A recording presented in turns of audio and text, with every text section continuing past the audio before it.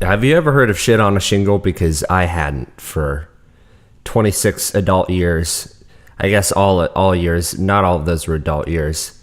I had never heard of this, and while scrolling through my phone a couple days ago, I came across this, and I said, I bet you I can make this better than the original. So what I think I found out with this is that this originally started out as like a military food, like shit on a shingle. Yeah, it's basically like biscuits and gravy, but with chipped beef. Chipped beef being this shelf-stabilized sort of canned beef product that was issued to a lot of troops because it lasted a long time. But I wanted to make a vegan version of it because it's one of those kind of filling ass down-home things that a lot of people eat, and I feel like it's pretty easy. I mean, it didn't take me very long. So I'll start out with my substitution for chipped beef. I drink some of this coffee. Been playing a lot of Fallout 76, and I've been staying up till 4 a.m. Too many nights. I'm sure I'm fine. But yes, instead of using chipped beef, I used some tempeh. I used half of a block. I'm only making enough basically for me. But you can obviously double, triple this recipe size. Basically with the tempeh, you'd want to double the amount of ingredients for the marinade I used and use like a whole block, but it makes a fair amount. I cut it pretty thin. A couple pieces were a little bit thicker, but I wanted to stick with that sort of chipped beef sort of aesthetic. For my tempeh, I used a tablespoon of soy sauce, half a tablespoon of Worcestershire sauce, half a teaspoon of this local hot sauce that I get from a guy. He ferments ghost peppers and then smokes them. Adds a bunch of good stuff to it. Hold on. Beautiful mystery vial. Gotta shake the thing up. But it's delicious, man. It's super good.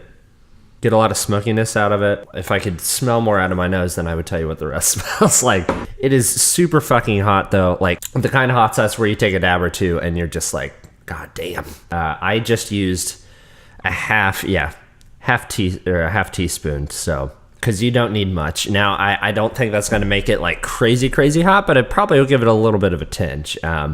With that, I used half a teaspoon of mesquite liquid smoke. I love this stuff. If you don't have room for a smoker, it's definitely the way to go.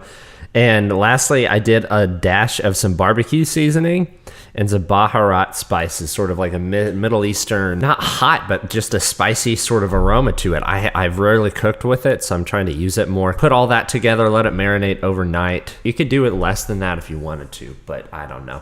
I like to just, if you have time, just do it ahead of time. Now we're on to the gravy, so this would be the I guess, of the shit on shingle. I used half a sprig of thyme, 2.5 tablespoons of earth balance, 3 tablespoons of flour, and a cup of flax milk. Now the flax milk I added in slowly. Basically I just cooked this butter and I threw butter into a hot pan, and then I added the flour and mixed it up, make sure it's kind of like a paste. Then slowly mix in the flax milk. I let it sit on low medium heat for 4 or 5 minutes. You want to keep an eye on it for sure. I did use the same pan as onions that I cooked down just to kind of add a little bit to it. Thought about this as like a shit on shingles if you weren't, like if you came home from being in the military and you had a bit of nostalgia, but you could like, put beer in it or something, you would want to do that. So I did a medium onion. I cut it pretty thin. I cooked that in a pan till it got a little loosened up, a little yellowish looking. Then I threw in half a can of just like pretty cheap light beer. My dad always used pretty cheap beer, especially like lagers or just a light, or even a Pilsner would be fine. I basically cooked the beer down, and those got nice and kind of sweet smelling. I put them on a warmer along with the tempeh. Cut half of a roll, or I cut a roll in half, and I just put them face down in a pan just to brown them a little bit, warm them up, and get them kind of soft. So I got it all put together here. It looks delicious. I might put something on top. Well, I'll take a bite first and see. It looks delicious. My bread got pretty toasty, so the shingles are dark as all hell. I'll get out. We'll do this thing here. Oh yeah. Ooh, that's nice. Definitely some spice to it. Back of the throat. The gravy came out really good though. I might add a little bit of salt. The thyme is kind of nice. Changes it up a bit. The whole shebang. Let me just pop some of that tempeh. Now one of the biggest things I like about tempeh is that you can make it look so damn nice. It's just a nice brown. It's almost sweet, which is nice. Because I feel like with flax milk, you, at least in this, and there, I get some sweetness from a flax milk, generally speaking. So anytime I use it for a gravy, I kind of appreciate that.